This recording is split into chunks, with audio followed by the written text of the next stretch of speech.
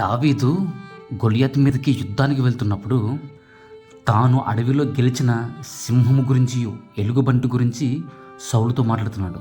దేవుడైన యెహోవా నా చేతికి వాటిని ఎలాగూ అప్పగించాడో అలాగే ఈ ఫిలిస్తీయుడను కూడా నా చేతికి అప్పగిస్తాడు అని దావీదు మాట్లాడుతుంటే సౌలు ఆ మాటలు విని తన రాజ్యాన్ని సహితము ఒక బాలుడి చేతికి అప్పగించాడు.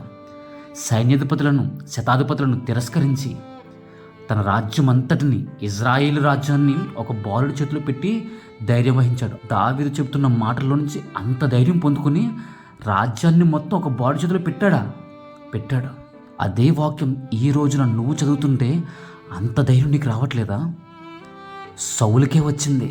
అప్పటికి సౌలు దేవుని మాట సరిగ్గా వినట్లేదు. అయినా సరే ఆ సాక్ష్యం విని సౌలే చాలా ధైర్యవంతుడయ్యి విశ్వాసంతో నింపబడి ఒక బాలుడి చేతిలో ఆ యుద్ధాన్ని పెట్టాడు, రాజ్యాన్ని పెట్టాడు, తన పరువును పెట్టాడు. దావీదు ఆ సాక్ష్యం చెబుతుంటే చదువుతున్న నీకు ధైర్యం రావట్లేదా? తండ్రి వస్తాడు, యుద్ధం చేస్తాడు, ఆయన గెలిపిస్తాడు. దావీదు అది చెబుతున్నప్పుడు రోషంతో నింపబడి చెప్పాడు. సౌలు విన్నప్పుడు కూడా చాలా ధైర్యాన్ని పొందుకున్నాడు. ఎంత ధైర్యం! ఒక రాజ్యాన్ని బాలుడి చేతిలో పెట్టేసి రాజ్యాన్ని వదిలేసేంత ధైర్యం. దేవుని వాక్యం అంత ధైర్యాన్ని ఇస్తుంది.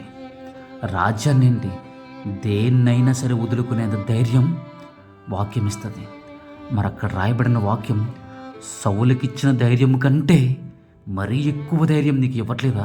సౌలే బోలంత ధైర్యం పొందుకున్నాడు ఆ వాక్యంలో నుంచి. మరి నువ్వు